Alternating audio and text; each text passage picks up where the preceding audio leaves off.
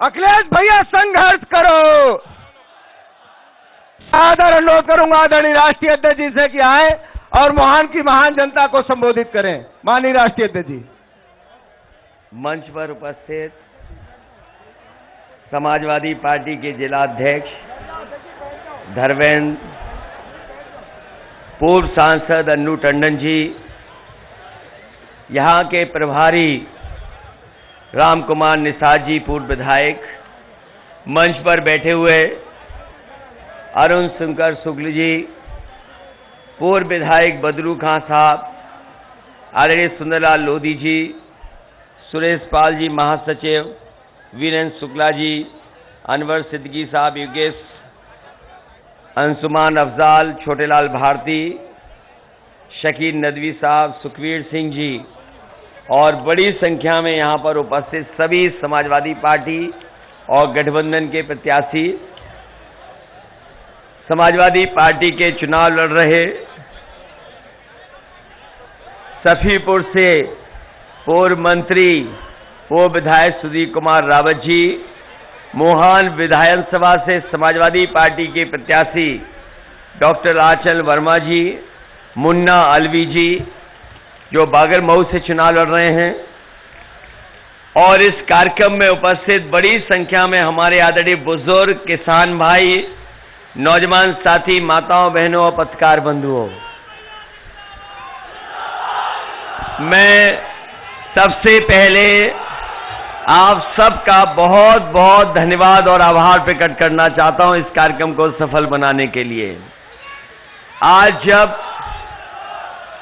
तीसरे चरण का आखिरी दिन था, तीसरे चरण के चुनाव के प्रचार का आखिरी दिन था, मैं अभी कानपुर में समाजवादी पार्टी के प्रत्याशियों के लिए ऐतिहासिक कार्यक्रम कर करके आया हूं, और आज का उत्साह देख करके कानपुर के लोगों का मैं कह सकता हूं कि तीसरे चरण में भी वही दोहराया जाएगा जो पहले चरण में हुआ, दूसरे चरण में।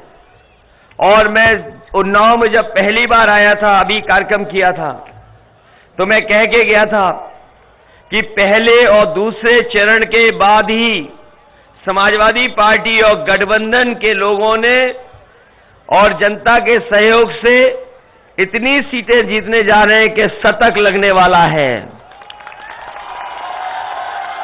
वहां की जनता ने तो शतक लगा दिया है, तीसरे चौथे के बाद दूसरा शतक लग जाएगा,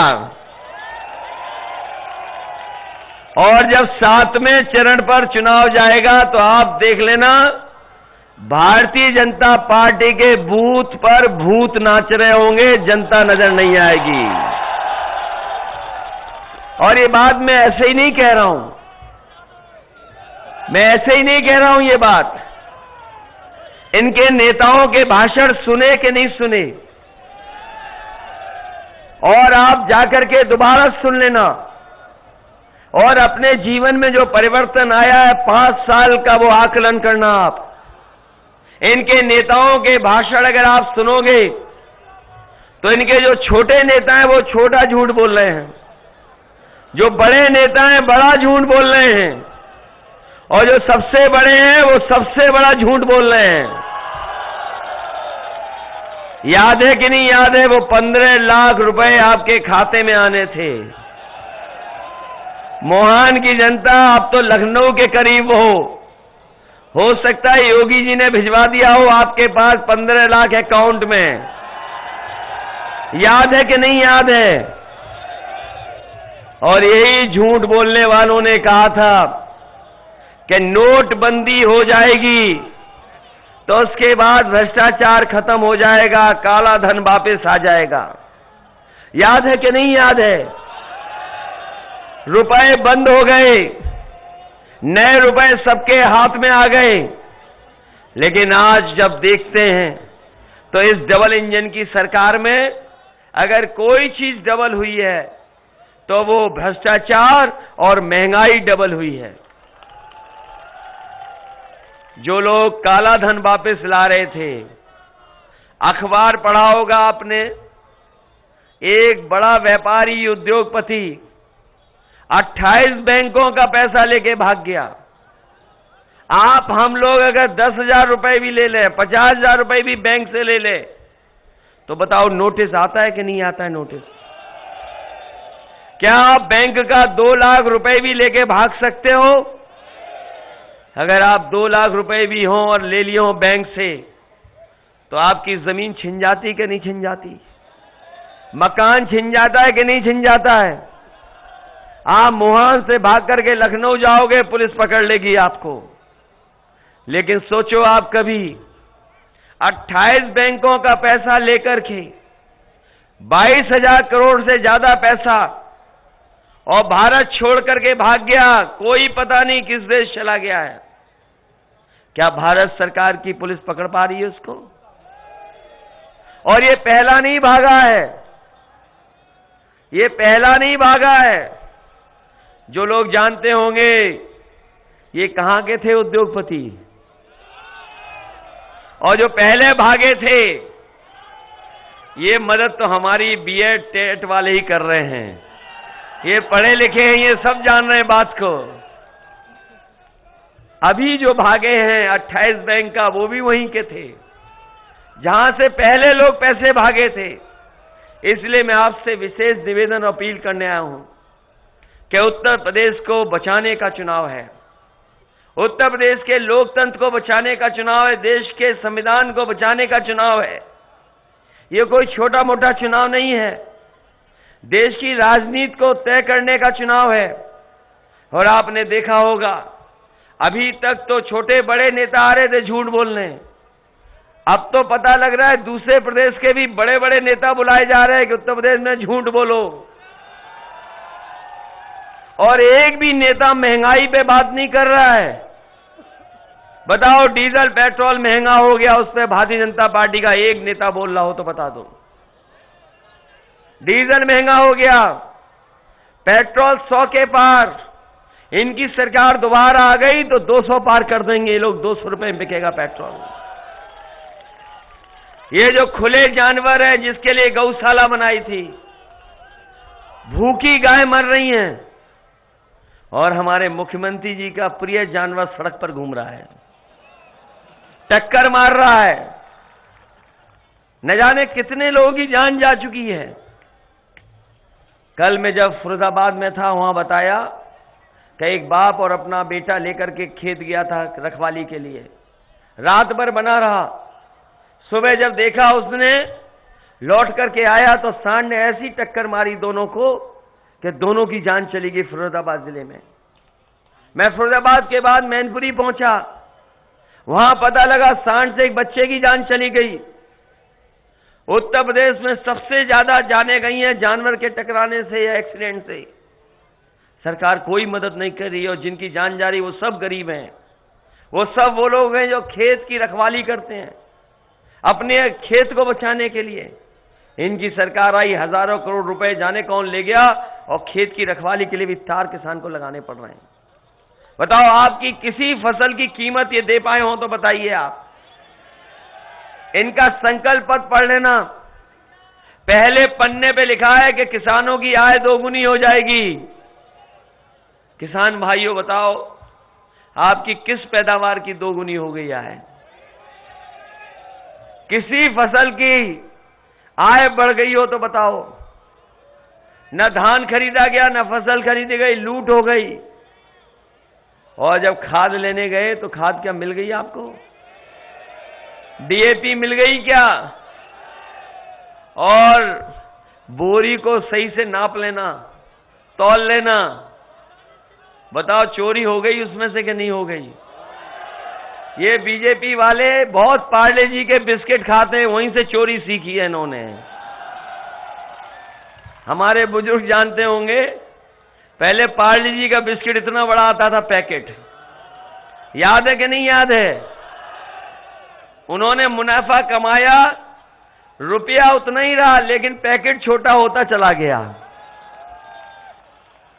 आप जाकर के दुकान में पूछना, पहले पार्ले जी का बिस्किट पैकेट कितना बड़ा आता था,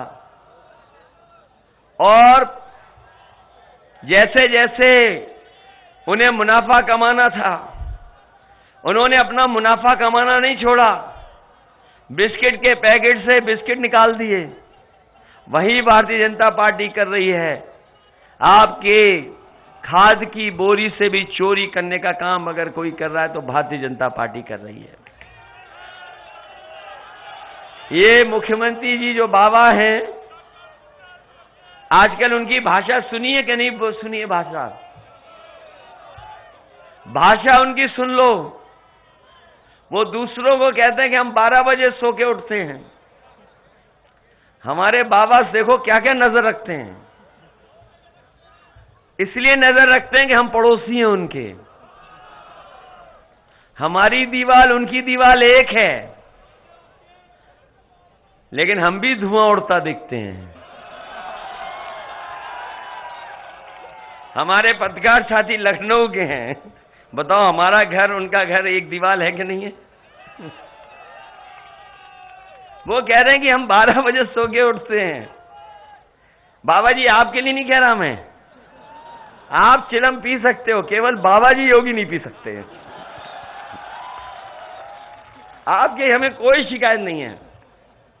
सोचिए आप, बाबा मुख्यमंत्री जी कह रहे हैं हम 12 बजे सो के उठते हैं, लेकिन उनकी शक्ल देख लो आप।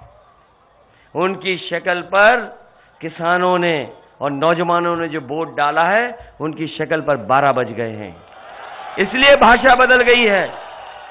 इसलिए भाषा बदली है कि किसान और नौजवान इस बार इनके खिलाफ है। किसान को खुशहाली रोक ली इन्होंने, इसलिए किसान इनके खिलाफ है। हम तो किसान भाइयों आपसे कह रहे हैं, आप अपनी मिट्टी की कसम खाना, नहीं तो ये जमीन भी बेच देंगे। अगर जमीन बचाना है तो आपकी अपनी मिट्टी की कसम खानी पड़ेगी। 3 काले कानून लाए थे जमीन छीनने के लिए। 3 काले कानून लाए कि नहीं लाए बताओ? 750 से ज्यादा किसान शहीद हो गए। सरकार ने सुनवाई नहीं की। 750 किसान, और उनको सोचो क्या क्या किन किन चीजों का सामना करना पड़ा। गर्मी आई वो नहीं हटे, बारिश में नहीं हटे, कड़ाके की ठंड पड़ी नहीं आई, कोरोना से ऐसी बीमारी महामारी रही, वो लोग वहां से नहीं हटे। 700 से ज्यादा किसान शहीद हुए, लेकिन किसानों ने अपना आंदोलन नहीं छोड़ा। और जैसे ही बीजेपी को पता लगा कि अब तो चुनाव कराना पड़ेगा पंजाब और उत्तर प्रदेश में, इन्होंने तीनों कानून वापस ले लिए। केवल वोट के लिए कानून वापस लिए हैं, केवल वोट के लिए लिए हैं। हो सकता है आने वाले समय में पता नहीं क्या करने लगे। इसलिए मैं आपसे कह रहा हूं कि इस बार किसान इन्हें माफ नहीं करेगा। इस चुनाव में किसान माफ नहीं कर रहा है, उत्तर प्रदेश से इनको साफ करने का काम करेगा किसान। और ये बीजेपी वाले कान पकड़ करके 700 से ज्यादा बार उठक बैठक लगाएंगे, लेकिन किसान इन्हें माफ करने वाला नहीं है। बताओ किसान भाई, माफ तो नहीं कर दोगे ने? और नौजवानों आप मत माफ करना। आपको कहा कि हम नौजवानों को 1 करोड़ स्मार्टफोन दे चुके हैं।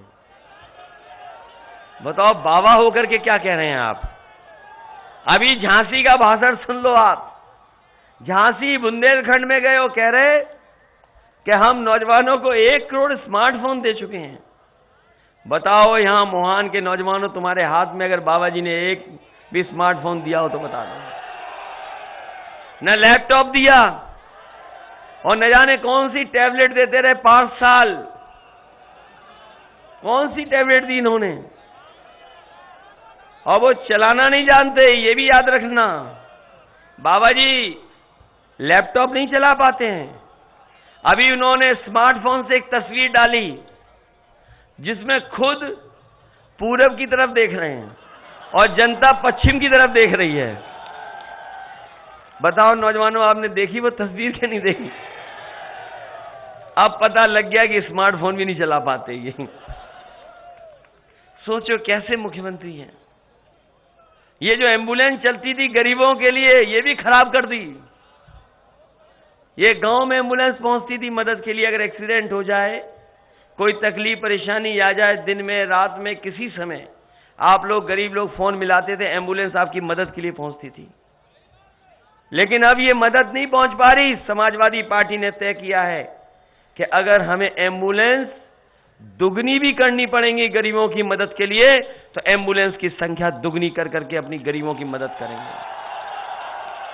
ये पुलिस के लिए 100 नंबर बनाया था, ये 100 नंबर पुलिस का बनाया था हम लोगों ने, जिससे पुलिस भी गांव पहुंच करके आपकी मदद करे। झगड़ा हो, लड़ाई हो, पानी को लेकर के कुछ विवाद हो जाए, गांव में घर में किसी तरह का विवाद हो जाए, फोन करने पे पुलिस आपकी मदद के लिए पहुंचती थी। लेकिन जब से 100 नंबर 112 किया है, इन्होंने हमारे उत्तर प्रदेश की पुलिस का भी कबाड़ा कर दिया। कबाड़ा हो गया कि नहीं हो गया? 100 नंबर थी तो अच्छी थी पुलिस, जब से 112 हुई पता नहीं क्या हो गया इस पुलिस को।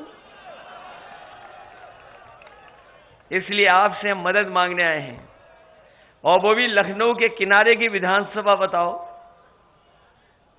लखनऊ के बिल्कुल किनारे की विधानसभा, आपके बगल से एक्सप्रेस वे जा रहा है कि नहीं जा रहा? बताओ। मुझे याद है जब मैं कन्नौज जाता तो आपके क्षेत्र से ही होकर के जाता था मैं। यही पतली सड़क थी, फिर हम ही ने बड़ी की सड़क। अरे तुम वोट दे देना, अपने आप चले जाएंगे बाबा जी गोरखपुर। और ये सब जान गए कि बाबा जी अब रुकने वाले नहीं, गोरखपुर जा रहे हैं। आप देख लेना, तीसरे चरण और चौथे चरण के बाद, तीसरे चरण के बाद ही उनका, और जिस दिन तारीख तय हुई थी, जिस दिन चुनाव की तारीख आई थी, उसी दिन पता नहीं किसने बाबा जी के लिए एक टिकट बना करके भेज दी कि हवाई जहाज यात्रा कर लेना अपने गोरखपुर जाकर के। इसलिए सड़कें कैसी थी, ये बगल में एक्सप्रेस वे बना है। बताओ, दुनिया में और देश के, दुनिया के मुकाबले का एक्सप्रेस वे बनाया मैंने। ये आपके बगल से होकर के जाता है, ये लखनऊ से लेकर के आगरा। अभी कोई एक अंधा सांसद आया था बेंगलोर से, जैसे ही सड़क पे चला उसने कहा, योगी जी बहुत बहुत धन्यवाद, आपने एक्सप्रेस वे बनाया है। और ये मैं, आप देख लो। बताओ पत्रकार साथियों, बेंगलोर जैसे शहर का, बेंगलोर हमसे 50 साल आगे होगा, बेंगलोर शहर हमसे बहुत आगे होगा। बताओ, वहां का एक सांसद जैसे ही आगरा लखनऊ पे चला तो योगी जी को धन्यवाद देता है कि योगी जी धन्यवाद, आपने एक्सप्रेस वे बना दिया। मैंने कहा, देख लेना कहीं ये उद्घाटन की पट्टियां न लगा के चला जाए बेंगलोर। आप पूरा एक्सप्रेस वे देख लो, शुरू से लेकर के आखिरी तक हमने अपने नाम की पट्टियां कहीं नहीं लगाई है। कहीं पट्टियां लगाई हो तो बता दो।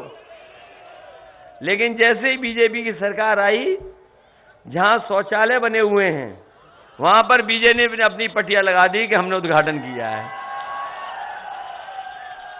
आप देख करके आइए इन बातों को। इसलिए आपसे हम निवेदन करने आए हैं कि इधर सुधीर रावत जी हैं, मंत्री भी थे, इनकी मदद करना, इनको जिताना। दूसरी तरफ डॉक्टर अंचल वर्मा हैं, पहली बार चुनाव लड़ रहे हैं आपके क्षेत्र से।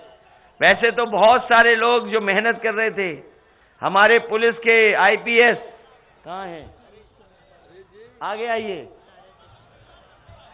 इन्होंने हमारी पोस्टिंग बहुत पहले ही कर दी थी। इन्होंने कहा कि आपकी तैनाती मुख्यमंत्री के पद पर होगी। इसलिए मैं इनसे कहता हूं, हरि सिंह, कि हमारे पुलिस के बहुत सुधार की जरूरत है। चाहे भत्ता देना हो, मोबाइल का हो, बहुत सारी सुविधाएं देंगे, घर मकान की हो। पहले भी हम लोगों ने किया। हेडक्वार्टर शायद ऐसा कहीं देश में नहीं बना होगा, वर्ल्ड में नहीं है ऐसा हेडक्वार्टर पुलिस यार्ड भी है, वो भी इतना अच्छा नहीं, इतना अच्छा हेडक्वार्टर बनाया। अभी बहुत सारे काम सुधार करने हैं। कई बार हम देखें, एक जीप में 2 सिपाही जा रहे हैं और एक महिला पुलिसकर्मी को बैठा के ले जा रहे हैं। इसलिए हमने कहा है कि हमें अगर स्ट्रक्चरली अलग से करना पड़ेगा, महिलाओं की पूरा स्ट्रक्चर चेंज करना पड़ेगा, तो महिलाओं के लिए हम पूरा का पूरा पुलिस विभाग अलग से कर देंगे, जिससे उनकी समस्याओं का समाधान करें, और गाड़ी से लेकर के कोई इंतजाम करना पड़ेगा तो करेंगे। और 33% हमने आरक्षण देने को कहा है कि उन्हें 33% आरक्षण देंगे। ये हमारे टेट वाले हैं, ये बहुत परेशानी में रहे, नौकरी नहीं मिली है, इन्हें हम नौकरी देने का काम भी करेंगे। और हमने अपने मैनिफेस्टो में लिख दिया है, सरकार आते ही 2011 के बीए टेट की मदद होगी, शिक्षा मित्र की मदद होगी, 69,000 वालों की मदद होगी, और साथ ही साथ तमाम हमारे रोजगार सेवक से लेकर के और लोग हैं जो इस सरकार में नौकरी नहीं पा पाए हैं, बार बार परीक्षाएं रद्द हुई हैं, क्वेश्चन पेपर लीक हुए हैं, और 11 लाख पद खाली हैं। मैं अपने नौजवानों से कह के जा रहा हूं कि 11 लाख पद जो हैं वो भरे जाएंगे। अपने नौजवानों को नौकरी और रोजगार देने का काम समाजवादी सरकार में होगा। जो गर्मी निकाल रहे थे उन्हें हम कहना चाहते हैं कि पिछले कई दिनों से फौज की भर्ती नहीं लगी है, कई लोगों की उम्र बढ़ गई है, उम्र में छूट नहीं मिल रही है। समाजवादी सरकार आएगी तो उम्र में भी छूट देकर के पुलिस और फौज में भर्ती निकालने का काम हम लोग करेंगे, उन्हें नौकरी देंगे। इसलिए जो गर्मी निकाल रहे थे, मैं ये मान लूं कि मोहान से भारतीय जनता पार्टी और गर्मी निकालने वालों की भाप निकाल दोगे। मदद करिए आप। वहीं हम पेंशन को लेकर के 500 रुपए दे रहे थे, इस बार 1,500 रुपया महीना महिलाओं को और साल का 18,000 रुपए उनको मदद करने का काम करेंगे। ये लोग धीरे धीरे सब चीजें प्राइवेट कर रहे हैं, हवाई जहाज बेच दे रहे हैं, हवाई अड्डा बेच दे रहे हैं, पानी के जहाज बेच दे रहे हैं, बंदरगाह बेच दे रहे हैं, रेलगाड़ी बेच रहे हैं, रेलवे स्टेशन की जमीनें बेच दे रहे हैं, सब सरकारी कंपनियां बेच दी। और इसलिए बेच रहे हैं क्योंकि आपने वो कहावत सुनी होगी, पुरानी कहावत है, न रहेगा बांस तो जब सब कुछ प्राइवेट हो जाएगा तो फिर आरक्षण किसको मिलेगा। तो सोचिए, बाबा साहब भीमराव अम्बेडकर जी ने जो हमें अधिकार, सम्मान और आरक्षण दिया था, उसको भी ये खत्म करना चाहते हैं। मैं अपने तमाम हमारे आवेदक हैं, क्योंकि एक हमने आवेदक हरीश चंद जी को बुला लिया, तो ताराचंद राजकुमार जी भी हैं, राजकुमार रावत, विनय चौधरी जी, और एक और छूट रहे हैं इसमें से।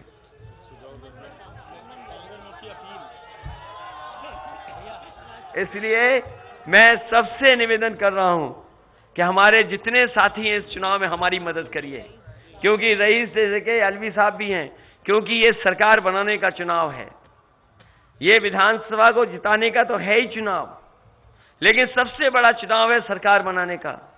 अगर आप हम लोगों को मौका दोगे तो शिक्षा से लेकर के स्वास्थ्य और उत्तर प्रदेश को कैसे आगे ले जाएं, उस दिशा में हम लोग काम करके दिखाएंगे, जिससे हमारा उत्तर प्रदेश भी आगे बढ़ता हुआ नजर दिखाई दे। इन लोगों ने महंगाई दी है, बेरोजगारी दी है, और उत्तर प्रदेश की हर व्यवस्था को चरमरा गई है। इन्होंने 5 साल उत्तर प्रदेश को पीछे धकेल दिया है, आगे नहीं बढ़ाया, उत्तर प्रदेश को पीछे धकेल दिया। इसलिए उत्तर प्रदेश को बदहाली से खुशहाली की तरफ ले जाने के लिए भी ये चुनाव है। मुझे पूरा भरोसा है कि इस विधानसभा से आचल वर्मा जी के पक्ष में एक एक वोट साइकिल के चिन्ह पर डाल करके आप मदद करेंगे। वहीं हमारे मुन्ना अलवी जी हैं बागरमऊ के, उनका चुनाव चिन्ह साइकिल है, उनकी भी मदद करना, और सुधीर रावत जी की भी मदद कर करके इन्हें विधानसभा में पहुंचा देना, जिससे आने वाले समय में हमारी सरकार बन सके। और उन्नाव के लोगों ने पहले ही तय कर रखा है कि इस बार 6 की 6 सीटें समाजवादी पार्टी के पक्ष में होंगी। और हम अपने नौजवानों को कह के जा रहे हैं, इतना वोट डालना, इतना वोट डालना, और ऐसा सिक्सर मानना कि भारतीय जनता पार्टी वाले बॉल न ढूंढ पाए, बॉल न ढूंढ पाए। और हम लोग तो क्रिकेट वगैरह भी खेल रहे थे, लेकिन बाबा योगी न बॉलिंग कर पा रहे हैं न बैटिंग कर पा रहे हैं। क्या वो बॉलिंग बैटिंग कर पाएंगे? इसलिए मदद करिए और सहयोग करिए। मैं बधाई देता हूं विनय चौधरी जी को, जो आज समाजवादी पार्टी में उनके तमाम सहयोगी साथी आए। मैं बहुत बहुत बधाई देता हूं पार्टी में शामिल होने के लिए।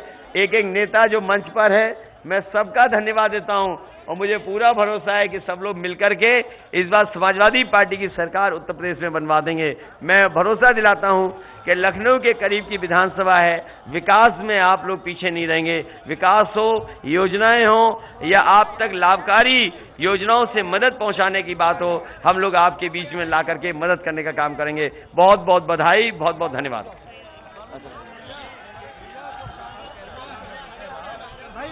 थोड़ा धक्का नहीं भैया, सब लोग चले जाओ, हम लोग भैया।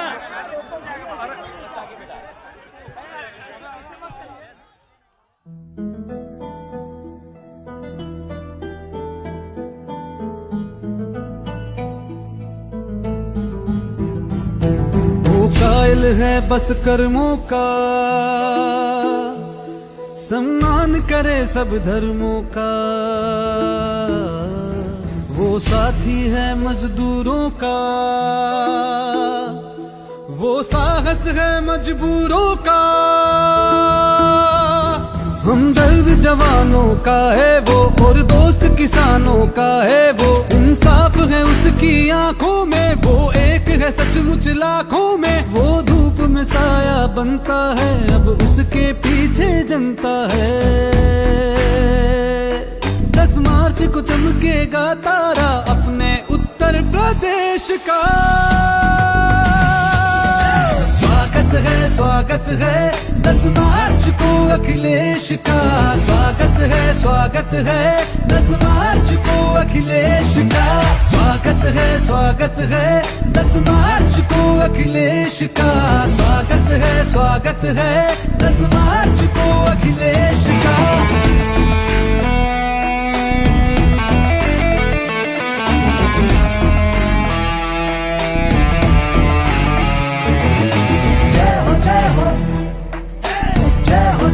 अखिलेश की जय हो, जय हो, जय हो अखिलेश की। अब उसका उजाला बिखरेगा, उसे रोक लगाना मुश्किल है। आंधी से कोई जा कर कह दे, सूरज को बुझाना मुश्किल है। 10 मार्च को चमकेगा तारा अपने उत्तर प्रदेश का। स्वागत है 10 मार्च को अखिलेश का।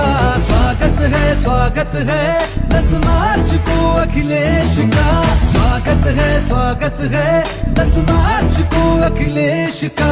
स्वागत है 10 मार्च को अखिलेश का। स्वागत है 10 मार्च को अखिलेश का। स्वागत है 10 मार्च को अखिलेश का। स्वागत है 10 मार्च को अखिलेश का। स्वागत है 10 मार्च को अखिलेश का।